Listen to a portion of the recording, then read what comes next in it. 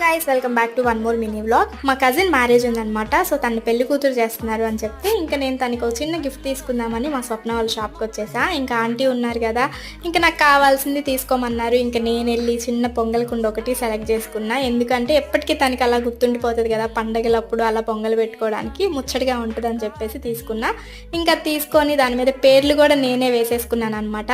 ఇంకా మళ్ళీ దాని గిఫ్ట్ ప్యాక్ ఏం చేస్తాంలే అని చెప్పి ఇలా ఒక చిన్న బ్యాగ్లో అరేంజ్ చేసేసుకున్నా. ఎలా ఉందో కమెంట్ చేసి చెప్పండి. ప్యాక్ చేసుకొని ఇంక ఫంక్షన్ దగ్గరికి వచ్చేసా. నాన్న నా కోసం వెయిట్ చేస్తూ ఉన్నారనమాట. ఇంకా వెళ్ళగానే నాన్న అక్కడ ఉన్న అందరినీ పరిచయం చేస్తున్నారు. అంటే అమ్మమ్మ వాళ్ళు, అత్త వాళ్ళు అని ఇంకా రిలేషన్ అంతా చెప్తా ఉన్నారు.